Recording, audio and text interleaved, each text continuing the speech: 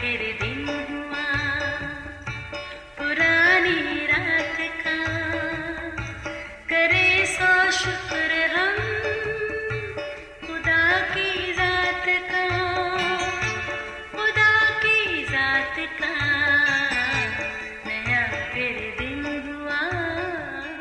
آج کی آیت: اے خداوند اس سال اور بھی اسے رہنے دے تاکہ میں اس کے گرد تھالا کھودوں اور کھاد ڈالوں، آگے کو پھلا تو خیر، نہیں تو اسے کاٹ ڈالنا۔ لوکا 13 باب 8ویں اور 9ویں آیت۔ عزیز و کائنات کی تخلیق کے واقعات انتہائی دلچسپ، انوکھے اور حیران کن ہیں۔ ویران، سنسان، اندھیروں میں ڈوبی، پانیوں سے بھری زمین خالق خدا کے صرف حکم دینے سے کیسی خوبصورتی کے ساتھ وجود میں آئی۔ تخلیق کے تیسرے دن خالق خدا نے کہا کہ زمین گھاس اور بیجدار بوٹیوں، پھلدار درختوں کو اپنے اپنے جنس کے مطابق پھلیں، اور ایسا ہی ہوا۔ عزیزو، ہر باغبان کی خواہش یہ ہوتی ہے کہ اس کا لگایا ہوا درخت پھل دے، پر اگر کوئی درخت بے پھل رہ جائے تو اسے کاٹ ڈالا جاتا ہے۔ خدا نے کہا، تم نے نہیں بلکہ میں نے تمہیں چن لیا تاکہ تم بہت سا پھل لاؤ اور قائم رہو۔ مطلب جس خدا نے ہمیں تخلیق کیا وہ چاہتا ہے کہ ہم پھلدار درخت بنیں۔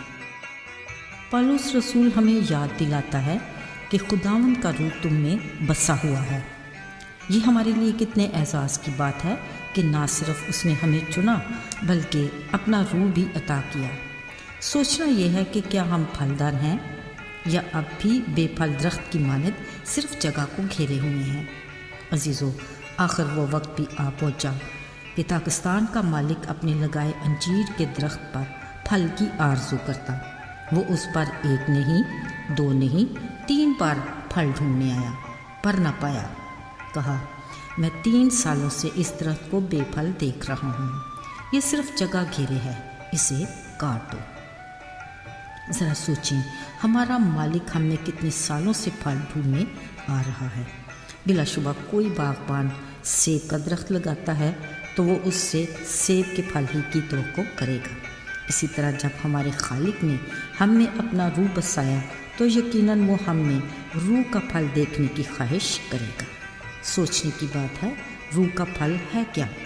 غلطیوں 5 باب 22 آیت میں لکھا ہے، مگر روح کا پھل محبت، خوشی، اطمینان، تحمل، مہربانی، نیکی، ایمانداری، حلم اور پرہیزگاری ہے۔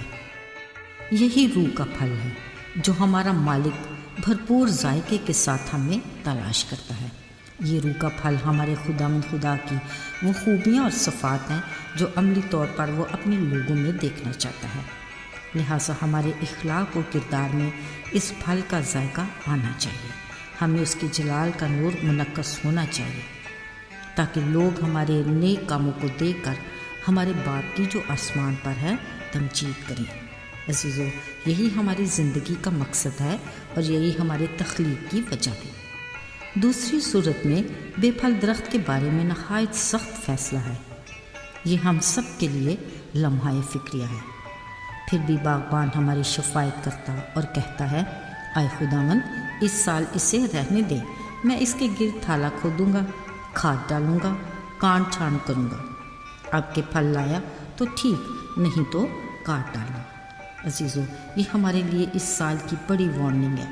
ہمیں اپنا احتساب کرنا ہے اور کلام مقدس کی رہنمائی میں کچھ ایسے عملی اقدام اٹھانے کی ضرورت ہے تاکہ ہماری روحانی زندگی میں ایسی بیداری آئے تاکہ ہم اپنے مالک کی مرضی اور خواہش کے مطابق پھل لانے لائق ہوں۔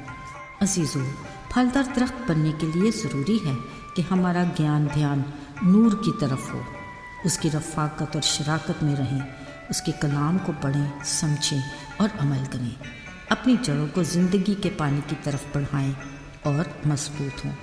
علاوہ ازیں اپنی خودی کا انکار کر کے اپنی صلیب اٹھائیں، یسوع کے نام کی قدرت سے ہر رکاوٹ کو دور کریں اور بت کو توڑ دیں جو خدا کے ساتھ شراکت میں حائل ہے۔ عزیزو، یاد رہے، ہر وہ شاخ جو انگور کے حقیقی درخت کے ساتھ جڑی ہے وہی پھل لا سکتی ہے۔ خدا کرے اس سال جب ہمارا مالک پھل ڈھونڈنے آئے تو ہم سے مایوس نہ ہو۔ آئیے دعا کریں۔ اے آسمانی باپ، ہم تیرے کلام کے لیے شکر گزار ہیں۔ ہم تیری منت کرتے ہیں کہ اگر اب تک ہم پھلدار نہیں تو ہمیں فرمانبردار بنا کہ ہم اپنی زندگی میں روح کا پھل پیدا کریں تاکہ تیری مرضی پوری ہو۔ توفیق دے کہ اس سال جب تو ہم میں پھل ڈھونڈنے آئے تو خوش ہو۔ مانگتے ہیں تیرے مبارک نام سے اور پا لیتے ہیں ایمان کے ساتھ، آمین۔